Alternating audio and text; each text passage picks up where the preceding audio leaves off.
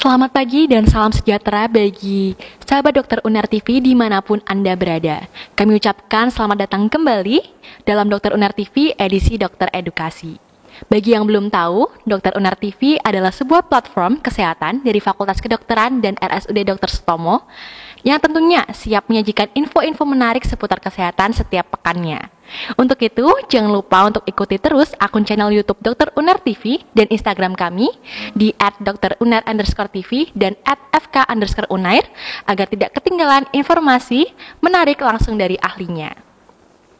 Perkenalkan, saya Alia Najwa Aziz yang akan menemani sahabat Dokter Uner TV hari ini dalam obrolan spesial memperingati salah satu hari penting bagi kita yang jatuh pada tanggal 22 Mei, yaitu Hari Preeklamsia Sedunia.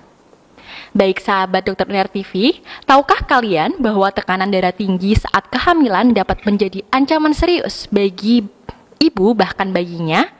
Tentunya hal itu tidak dapat kita anggap remeh, karena bisa saja kondisi ini berkembang menjadi kondisi yang berbahaya, yang biasa kita kenal sebagai preeklamsia. Nah, untuk membahas lebih dalam tentang topik ini, tentunya saya tidak akan sendirian karena saat ini kami sudah mengundang narasumber yang sangat ahli dalam bidangnya. Beliau adalah seorang dokter spesialis obgyn di RSUD Dr. Sutomo. Langsung saja kita sapa Dr. Kurota Akyuni, Magister Kedokteran Klinik, Spesialis Obstetri dan Ginekologi. Selamat pagi dokter, bagaimana kabarnya hari ini? Baik, Baik, alhamdulillah. Gimana kabarnya? Baik juga dokter, senang sekali dokter bisa bergabung bersama kami dokter untuk membahas topik yang tentunya sangat diminati terutama pada calon-calon ibu hamil. Saya juga senang banget nih diundang ke Dokter Uner TV. Terima kasih ya atas undangannya. Terima kasih dokter. Baik, karena pastinya sahabat Dokter Uner TV sudah tidak sabar, mungkin langsung saja kita masuk ke topik pembahasan kita pada pagi hari ini. Mungkin yang dasar terlebih dahulu nih dokter. Sebenarnya apa itu preeklamsia dokter dan mengapa kondisi ini itu perlu diwaspadai oleh ibu hamil? Iya, jadi preeklamsia sendiri itu adalah suatu kondisi ya, di mana pada ibu hamil itu terjadi peningkatan tekanan darah secara tiba-tiba. Baik sebelumnya mungkin sudah pernah ada riwayat, misalkan hipertensi kronis atau tekanan darah tinggi sebelum kehamilan, ataupun baru terjadi pada saat kehamilan. Biasanya sih dia terjadinya itu nggak di awal, tapi di pertengahan proses perjalanan kehamilan, biasanya di atas 20 minggu, dan paling sering kasusnya di akhir-akhir justru malahan. Jadi selama trimester 1, trimester 2 smooth banget, nggak ada masalah, nggak ada sesuatu yang berarti, tiba-tiba di akhir kehamilan tekanan darahnya tiba-tiba menjadi naik. Nah, biasanya itu kita sebut preeklamsia kalau tekanan darahnya itu sudah melebihi dari 140/90. Kalau udah di atas itu, kemudian mungkin disertai gejala-gejala yang lain, misalkan ada pembengkakan pada kakinya, kemudian atau ada gangguan fungsi hati dan sebagainya ya, gangguan fungsi organ dari ibu hamil tersebut, maka itu sudah bisa ditegakkan sebagai suatu kondisi preeklamsia. Gitu ya. Jadi ya memang berbahaya, karena kalau misalkan nggak ditangani, selain berbahaya buat ibunya ya terutama, ternyata nanti janinnya itu juga akan berdampak juga, bisa kecil janinnya, kemudian mungkin lahir prematur, kemudian aliran darahnya nggak cukup. Kalau lama-lama ya bisa, yang paling berat ya bisa terjadi kematian, baik buat ibu ataupun buat bayinya, gitu ya. Baik dokter, mungkin langsung ke pertanyaan selanjutnya. Tadi sudah disebutkan, tapi mungkin kami ingin tahu dokter, paling sering kapan dok preeklamsia ini muncul dalam kehamilan, pada saat minggu keberapa? Jadi preeklamsia itu memang kan munculnya dia nggak di awal ya. Kalau di awal kehamilan ya itu berarti hipertensi kronis atau hipertensi dalam kehamilan. Dia munculnya kita biasanya onsetnya itu di atas 20 minggu. Kalau misalkan kejadiannya sebelum 34 minggu kita sebutnya sebagai early onset atau onset awal ya. Kalau di atas 34 minggu atau di akhir kehamilan tuh biasanya kita sebutnya sebagai onset akhir ya, atau late onset. Yang mana yang lebih baik? Sebenarnya dua-duanya nggak bagus ya, karena preeklamsia itu sebenarnya nggak boleh ada dalam kehamilan. Cuman kalau secara harapan kedepannya, kemudian kondisi ibu dan bayinya, preeklamsia yang terjadi lebih lambat itu prognosisnya atau harapan sehatnya, harapan baiknya itu jauh lebih besar dibandingkan kalau kejadiannya itu lebih cepat terjadi di awal-awal kayak gitu. Begitu nih dok. Mungkin Saya juga ingin tahu dok, sebenarnya apa penyebab dari preeklamsia ini nggak dokter? Ya, jadi sebenarnya preeklamsia sendiri itu sampai sekarang belum diketahui ya penyebabnya apa. Dia masih teori-teori aja ya, disease of theory, belum pasti patogenesisnya seperti apa. Cuman diduga memang ada gangguan pada plasenta ya, atau pada ari-ari dari yang menghubungkan antara ibu dan janin. Jadi memang pada beberapa penelitian disebutkan bahwa pada ari-arinya ibu hamil yang diperiksa yang menderita preeklamsia itu ternyata ari-arinya banyak yang mati. Kemudian aliran darahnya mengecil sehingga aliran nutrisi ataupun oksigen yang masuk ke bayi itu menjadi berkurang. Cuman penyebabnya apa masih belum jelas. Ya diduga terjadi pengecilan dari pembuluh darah yang ada di dalam ari-arinya tersebut. Nah, kemudian kalau misalkan terjadi pengecilan itu lambat laun pasti akan bermasalah ke janinnya ataupun bahkan bermasalah ke organ-organ tubuh ibu yang lain karena pengecilan dari ari-ari dan pembuluh darah itu menyebabkan gangguan pada fungsi-fungsi organ yang lain. Makanya kalau misalkan yang preeklamsianya udah parah atau yang sudah dengan kondisi yang berat itu kan dia bisa menyerang ke ginjal, kemudian menyerang ke hati, yang berat ya bisa menyerang ke otak sampai ke jang. Mungkin yang sahabat dokter Uner TV pernah dengar sih itu sebagai eklamsia. Eklamsia itu yaitu kondisi preeklamsia berat yang sampai menimbulkan kejang bahkan tidak sadar. Nah ini yang bahaya karena bisa menyebabkan kematian buat ibu dan janinnya gitu ya. Oke, baik dokter. Kemudian dokter, apakah preeklamsia ini tuh harus diwaspadai oleh seluruh ibu hamil atau mungkin hanya kelompok ibu hamil tertentu saja dokter yang rentan mungkin?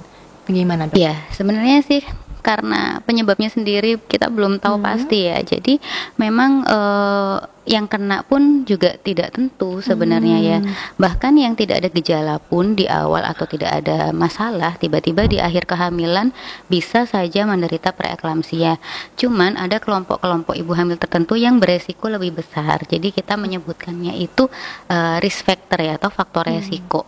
Jadi misalkan pada ibu hamil dengan faktor resiko tinggi tentunya dia akan lebih beresiko terjadi preeklamsia dibandingkan dengan ibu hamil yang tanpa resiko. Nah, kemudian resikonya apa aja ya yang menyebabkan terjadinya preeklamsia? Kalau dari literatur ya dan juga dari studi ke ibu-ibu hamil yang menderita preeklamsia, biasanya yang memiliki faktor resiko tinggi itu adalah yang pada awalnya itu memang sudah mempunyai penyakit maternal ya atau penyakit dasar pada kehamilan sebelum kehamilan. Contohnya ibu-ibu dengan tadi ya seperti yang hipertensi kronis, kemudian dengan diabetes ya.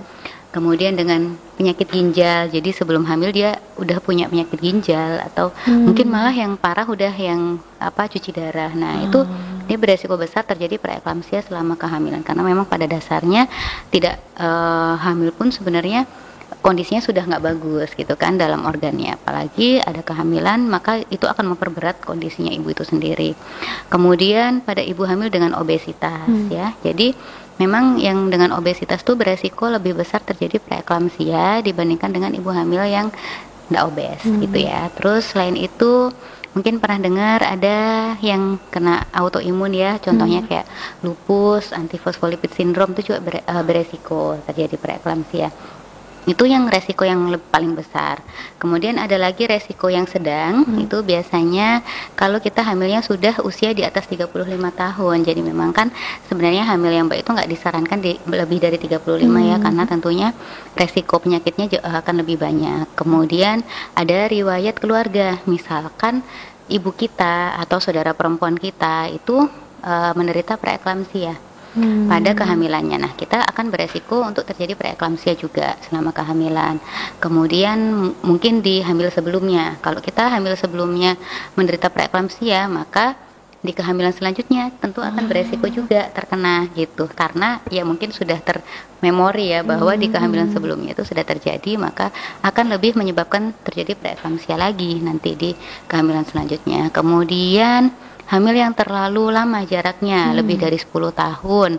Kemudian kehamilan pertama dan juga kalau misalkan kita ada tadi tuh ya riwayat keluarga. Itu palingnya itu sih yang harus diwaspadai, tapi bukan berarti yang tidak ada faktor resiko tinggi dan sedang itu, nah itu nggak terjadi, bisa juga terjadi gitu. Baik dokter. Banyak ya, jadi ternyata apa-apa, banyak dokter. ya.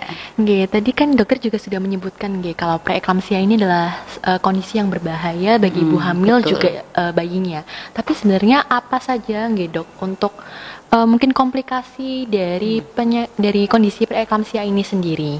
Jadi kalau preeklamsia itu kalau yang sebenarnya kita bagi dua ya, preeklamsia tanpa komplikasi dan preeklamsia dengan komplikasi, atau yang preeklamsia biasa dan preeklamsia with severe feature atau yang sudah mengenai organ.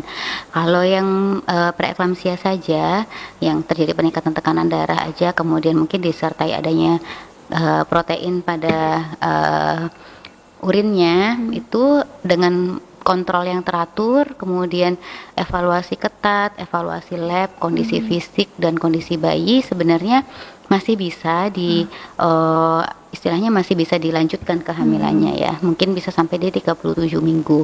Namun pada beberapa ibu hamil itu preeklamsia ini menyebabkan terjadinya kerusakan organ, baik satu fungsi organ ataupun multiple atau banyak organ. Nah, kalau sudah kena ke banyak organ, ini yang berbahaya karena penundaan persalinan itu tidak membuat ibu hamil ini akan menjadi lebih baik, dan bahkan malah bisa janinnya juga menjadi bermasalah juga, berdampak juga, yang pada awalnya baik, kemudian karena yang pemberi atau pensupport makanan dan oksigennya sendiri kondisinya nggak bagus, ya lama-lama dia akan ikut nggak bagus juga gitu. Paling sering itu kalau preeklamsia yang berat itu biasanya yang terpapar paling awal itu kalau bukan ginjal itu ya hati, karena kan metabolisme kita kan sebagian besar ada di situ ya. Jadi kalau misalkan ada yang terganggu, maka otomatis kerja dari ginjal dan hati itu kan akan menjadi lebih berat. Jadi ya biasanya yang paling berdampak itu terjadi penurunan trombosit ya. Kemudian enzim hati meningkat atau yang biasa kita sebut dengan HELLP syndrome ya. Mungkin kalau pernah baca-baca ya, itu HELLP syndrome itu adalah salah satu komplikasi berat dari preeklamsia. Kemudian di ginjal sendiri itu tadi bocornya protein itu yang akan terbaca di urin sebagai protein uri. Nah, itu ada grade-grade-nya. Kalau grade 1 2 atau positif 1 2 mungkin oke lah ya, masih ini. Tapi kalau udah yang benar-benar proteinnya low semua, otomatis kan fungsi ginjalnya pasti sudah nggak bagus. Nah, nanti setelah hamil bisa aja itu berlanjut ya, jadi bisa jadi nanti jadi kidney disease, bahkan pada beberapa kasus itu bisa sampai ya cuci darah, terpaksa dia harus cuci darah seumur hidupnya karena preeklamsia itu. Kemudian yang ketiga yang paling berat tadi yang saya sebutkan ya, kalau udah kena ke otak, karena bisa terjadi kejang ya, atau yang kita sebut sebagai eklamsia kayak gitu. Yang paling berbahaya sih tiga organ itu. Karena itu kan fungsi vital ya buat tubuh kita. Jadi kalau yang kena yang organ vital ya tentunya pasti akan membahayakan ibu dan janinnya. Iya, berarti berbahaya sekali nggih dokter preeklamsia ini. Nah, untuk itu dokter, apakah sekiranya itu ada caranya untuk mendeteksi dini dari preeklamsia ini sendiri? Karena kan kita tahu kalau tadi sudah disebutkan dokter juga nggih kalau ini sangat sangat berbahaya bagi ibu maupun bayinya. Apakah ada upayanya nggih dok? Gini, jadi susahnya adalah di situ karena kita sendiri sebenarnya nggak tahu ya penyebabnya pastinya itu apa, sehingga pencegahannya kan otomatis akan gambling, maksudnya acak lah ya, kita nggak tahu soalnya kapan ibu ini akan terkena atau tidak, apalagi kalau kondisinya dia sebenarnya nggak ada faktor risiko sama sekali gitu kan. Kalau ada faktor risiko oke lah, mungkin sebelum hamil. Nah, itu bisa diprevensi atau dicegah, meskipun ya belum tentu dengan pencegahan itu bisa 100% menyebabkan si ibu ini tidak terjadi preeklamsia selama kehamilan. Yang susah itu kalau misalkan nggak ada faktor risiko, tahu-tahu tiba-tiba udah naik aja tensinya pada saat kontrol rutin ya, atau ANC setiap bulan tekanan darah baik terus, ternyata pas di akhir-akhir kehamilan baru. Tapi kalau di akhir kehamilan misalkan udah cukup bulan ya enak aja kan, kita terapinya kan memang sebenarnya ya terapi preeklamsia itu cuma satu, yaitu terminasi atau pengakhiran kehamilan. Jadi kalau kita sudah menegakkan kondisi preeklamsia, sebenarnya yang paling ideal itu adalah pengakhiran kehamilan. Cuman pada beberapa kasus, misalkan janin ini belum viable ya, atau belum bisa bertahan hidup di luar rahim. Nah, baru kita pertimbangkan untuk dilakukan perawatan secara konservatif, mempertimbangkan banyak hal termasuk bagaimana prognosisnya si ibu, kemudian jarak dari usia kehamilan menuju persalinannya ini kita butuh waktu berapa lama, karena memang merawat ibu hamil dengan preeklamsia, apalagi preeklamsia yang sudah berat itu tentunya kita observasinya harus ketat, jangan sampai nanti kita pertahankan si janin ini dalam justru malah membuat kondisinya menjadi lebih buruk buat ibu dan juga buat janinnya, seperti itu. Jadi banyak pertimbangannya.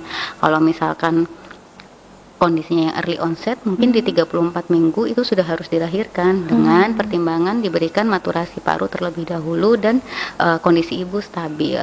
Kalau misalkan kondisinya nggak stabil, ya meskipun belum 34 minggu ya terpaksa harus kita lahirkan. Ya itu ya tentunya akan menimbulkan banyak komplikasi juga sih buat janinnya ya, karena kan lahirnya prematur ya. Dokter. Lahir prematur kan tentunya nggak bagus ya dibandingkan dengan bayi yang lahir cukup bulan. Nah kalau usia kehamilannya kebetulan udah lebih dari 34, apalagi lebih dari 37 minggu, ya udah kita nggak ada tempat lagi untuk menunggu kehamilannya sampai cukup bulan ya, sampai akhir akhir HPL ya, atau akhir kehamilan, ya sudah harus dilahirkan secepat mungkin. Nah terus bagaimana caranya kita mendeteksi? Sebenarnya kalau deteksi dini tuh sulit karena diagnosisnya sendiri kan tensinya harus tinggi dulu gitu. Kalau misalkan tensinya nggak tinggi kan kita nggak bisa deteksi tuh dia nantinya akan terjadi preeklamsia atau enggak. Cuman pada ibu-ibu yang seperti yang faktor resiko yang sudah saya sebutkan tadi di awal itu, kita bisa lah memberikan modifikasi ya sebelum persiapan sebelum kehamilan. Maka itu sebenarnya penting banget ya kalau misalkan ibu-ibu hamil di rumah kemudian atau yang belum ya, wanita usia reproduksi, kemudian menyadari bahwa dirinya ada penyakit-penyakit tertentu yang sekiranya harus dikontrol atau harus diterapi, maka sebelum mempersiapkan kehamilan atau sebelum pernikahan bahkan ya, sebaiknya konseling dulu. Sebaiknya konseling dulu ke dokter ahli yang menangani penyakit perempuan itu. Misalkan contoh ya, saya berikan satu contoh kasus, anggaplah kita punya penyakit darah tinggi ya, darah tinggi dan obes lah anggaplah ya, dan kegemukan sejak sebelum pernikahan. Nah, ada baiknya atau harus ya, bukan ada baiknya lagi, harus kontrol dulu ke mungkin dokter dalamnya ya, atau ke dokter jantungnya. Pastikan tekanan darahnya terregulasi dengan baik ya kan, kemudian indeks massa tubuhnya terkontrol ya. Gimana caranya? Ya diet ya kan, diet, kemudian mengurangi berat tubuhnya, kemudian makan makanan yang seimbang, tinggi serat dan sebagainya, kemudian mungkin kurangi garam ya supaya nggak retensi garam di dalam sehingga tekanan darahnya sulit terkontrol dan sebagainya. Itu salah satu contoh. Kalau secara general ya tentunya pada semua ibu hamil yang akan pada semua ibu atau calon ibu yang mempersiapkan kehamilan, tentunya kita harus mempersiapkan tubuh kita dulu dengan kondisi yang paling baik ya. Nutrisi, kemudian kesehatan kita sendiri, kemudian juga asupan yang masuk dalam tubuh, vitamin-vitamin, mikronutriennya itu harus terpenuhi terlebih dahulu. Kalau misalkan kondisi kita siap, istilahnya siap itu bukan hanya mental aja, oh ya nih saya siap jadi ibu, tidak, tapi siap secara fisik juga, maka resiko-resiko atau komplikasi selama kehamilan itu harusnya kita bisa cegah ya, harus seperti itu. Ya mungkin kayak gitu aja sih anunya ya, pencegahannya ya, lebih ke gimana kita mempersiapkan kehamilan yang sehat itu aja, karena memang ya penyebabnya sendiri kan belum jelas soalnya. Oke, baik dokter, mungkin kita ke pertanyaan selanjutnya. Tadi beberapa sudah dijelaskan sama dokter Korota, tapi mungkin bisa dijelaskan secara spesifik dokter, apakah ada upaya tertentu yang bisa dilakukan calon ibu atau mungkin ibu hamil untuk menghindari preeklamsia ini? Oke, jadi itu tadi kan pencegahan secara general pada semua wanita usia reproduksi yang akan menikah atau sudah menikah dan akan hamil atau sudah hamil ya kan. Nah kemudian kalau misalkan anggaplah udah hamil nih, terus kita deteksi, biasanya di buku KIA ibu hamil itu ada deteksi dini atau screening preeklamsia. Nah terus gimana nih kalau misalkan screening preeklamsianya positif gitu kan ya, maksudnya screening preeklamsianya positif, apa yang harus saya lakukan? Yang pertama tadi ya, perbaiki dulu faktor resiko penyakitnya. Nah, kalau misalkan udah, kemudian biasanya di sebelum usia kehamilan 16 minggu kita akan berikan low dose aspirin ya, pengencer darah. Nah, itu bisa mengurangi insidensi atau kejadian preeklamsia di akhir kehamilan. Seperti itu. Yang paling baik diberikan sebelum 16 minggu dan setelah 12 minggu. Oleh karena itu penting sekali bagi kita ibu hamil ketika sudah tahu hasil tes kehamilan itu positif, maka secepatnya harus melakukan pemeriksaan dini ya, baik itu ke Bu Bidan, ke puskesmas, ke dokter spesialis terdekat untuk melakukan screening tadi itu, screening preeklamsia, kemudian memastikan kondisi kehamilannya pada trimester 1 itu baik, karena memang itu adalah fase krusial untuk perjalanan dari kehamilan seorang ibu, seperti itu. Kemudian beberapa penelitian menyebutkan juga bahwa suplementasi vitamin D dan juga kalsium di awal, sejak awal itu dapat mencegah terjadinya resiko preeklamsia, karena vitamin D sendiri dia itu antiinflamasi ya, antiinflamasi. Kemudian dia tinggi kalsium itu dapat mengurangi resiko terjadinya preeklamsia. Jadi biasanya kalau ada resiko maka kita berikan aspirin, vitamin D dan kalsium sejak dini ya, sejak pertemuan pertama. Gitu mungkin. Ya, begitu nggih, Dok. Mungkin langsung ke pertanyaan selanjutnya nggih, Dok. Bagaimana penanganan preeklamsia secara medis, Dokter, jika mungkin sudah terdeteksi pada ibu hamil? Ya, jadi kalau misalkan udah terdeteksi nih ya, udah tegak diagnosisnya ya, tekanan darahnya tiba-tiba naik, kemudian bisa disertai gejala, bisa enggak. Yang paling banyak itu biasanya pusing ya, pusing, kemudian sakit di kepala bagian tengkuk, kemudian ada beberapa kasus itu merasakan nyeri ulu hati ya, seperti sakit lambung, kemudian pandangan kabur ya, kemudian kaki bengkak, tangan bengkak. Nah, apa yang harus dilakukan? Ya, penanganan awal adalah tentunya meregulasi dari tekanan darah tersebut ya kan. Tekanan darahnya harus diregulasi, harus dikontrol, diusahakan bisa mencapai di bawah tekanan diastolnya 140, sistolnya 90 gitu ya. Jadi 140/90 diturunkan, biasanya kita berikan obat antihipertensi, kemudian kita evaluasi terlebih dahulu sambil kita lakukan pemeriksaan lab dan sebagainya, apakah ada fungsi organ yang terganggu seperti yang sudah saya jelaskan tadi di depan. Kemudian setelah itu kita lihat dulu usia kehamilannya berapa, karena usia kehamilan mempengaruhi terminasinya atau enggak. Jadi apakah sudah bisa dilahirkan atau tidak. Mungkin ya itu tadi, kalau misalkan udah di atas 37 minggu ya udah nggak ada tempat lagi, udah kita lahirkan aja. Pengakhiran kehamilan akan memperbaiki prognosis dari si ibu dan juga si janin ya gitu. Apalagi kalau misalkan kondisinya masih baik semua ya, kita cek janinnya, detak jantungnya masih bagus, air ketuban masih bagus dan sebagainya, ya udah kita lahirkan aja. Tidak ada tempat untuk menunggu kayak gitu. Kalau misalkan tekanan darahnya nggak teregulasi, ya kita lihat dulu ini usianya berapa. Kalau usianya masih prematur ya kita kasih maturasi dulu ya, dikasih paru janinnya itu dikasih pematang dulu dengan harapan supaya nanti ketika dia keluar dia akan lebih bagus bernafasnya, nggak sesek dan sebagainya. Seperti itu sambil dilakukan pengakhiran kehamilan kayak gitu. Nah, kalau yang kecil banget gimana nih? Yang paling susah ya. Kecil banget, anggaplah masih 27 minggu ya, mau dilahirkan masih kecil, nggak dilahirkan jaraknya masih jauh. Nah, itu yang perlu penanganan dan observasi ketat gitu. Biasanya harus dirawat di rumah sakit, ditunggu sampai mungkin 34 minggu untuk siap dilahirkan sambil evaluasi ketat labnya dan kondisi fisiknya. Kalau misalkan fisiknya memburuk atau labnya ada perburukan atau bahkan janinnya sudah ada gangguan, ya mungkin tidak bisa ditunggu sampai 34 minggu. Jadi di usia berapa sampai bertahan ya disitulah harus dilahirkan, seperti itu. sambil ya tetap diregulasi terus tekanan darahnya. Tapi kalau misalkan sudah terjadi kejang ya, sudah nggak bisa lagi, harus dilahirkan kalau udah ada kejang atau ada eklamsi.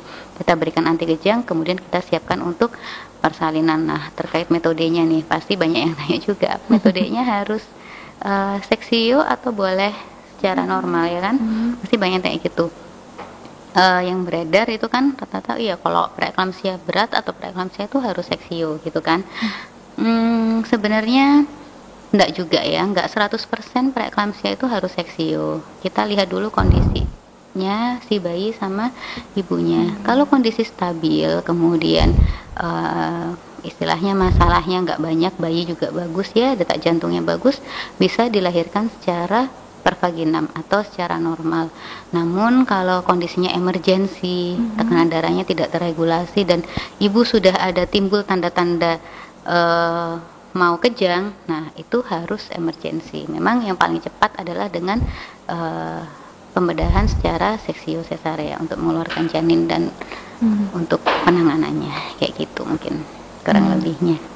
Baik, terima kasih dokter. Nah, mungkin nih pertanyaan yang terakhir dokter.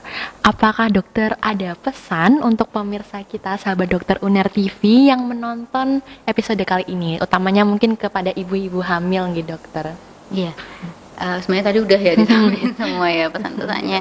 Ya, mungkin saya coba rangkum terkait dengan preeklamsia ini, memperingati Hari Preeklamsia Sedunia ya. Preeklamsia itu merupakan salah satu penyebab angka kematian terbesar ya buat ibu dan janin terutama di Indonesia. Selain perdarahan pasca salin ya, yang paling banyak kasusnya kan perdarahan pasca salin dan preeklamsia karena memang ya banyak yang belum aware terhadap kondisi kehamilannya seperti itu. Jadi buat ibu hamil ataupun bunda-bunda sekalian yang nonton dokter UNER TV, saya memberikan sedikit pesan dan tips ya. Kalau selama hamil itu harus yang pertama itu kontrol secara rutin ya.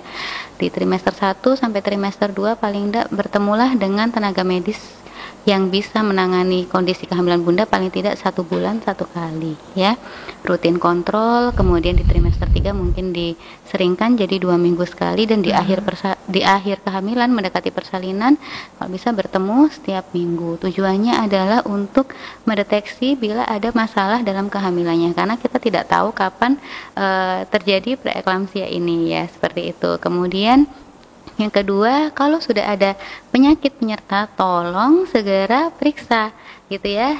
Dan ceritakan kepada tenaga medis yang menangani kehamilan bunda sehingga kita bisa melakukan pelayanan yang komprehensif dan juga penanganan kondisi bunda secara menyeluruh gitu ya.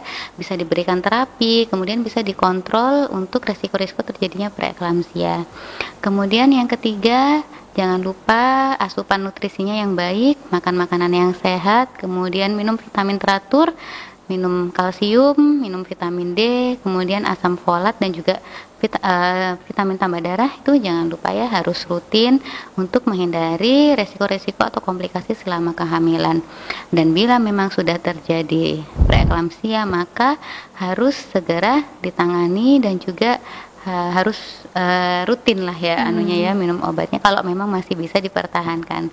Kalau sudah tidak bisa dipertahankan ya gimana lagi ya, bayinya harus dilahirkan. Dan jangan lupa setelah persalinan tetap harus mengobservasi ketat tekanan darahnya karena pada beberapa kasus atau beberapa kondisi tekanan darah tinggi ini bisa berlanjut sampai dengan selesai kehamilan menjadi hipertensi yang beneran, menjadi hipertensi kronis. Jadi bukan berarti setelah selesai kehamilan itu akan selesai ya, harus tetap kontrol rutin paling tidak sampai 3 bulan pasca salin ya. 3 bulan pasca salin bunda tetap kontrol jika selama kehamilan ada terjadi preeklamsia, apalagi preeklamsia yang berat, karena salah satu sequelae atau akibat dari preeklamsia setelah persalinan itu bunda bisa menderita hipertensi, penyakit jantung dan gagal ginjal. Itu yang paling sering ya terjadi, makanya harus selalu dikontrol paling tidak 3 bulan setelah melahirkan ini itu ya. Baik, terima kasih luar biasa sekali. Terima kasih banyak Dokter Kurota atas ilmu juga penjelasannya hari ini. Semoga setelah ini kita semakin dapat lebih waspada terhadap tekanan darah tinggi, terutama pada preeklamsia yang terjadi pada ibu hamil.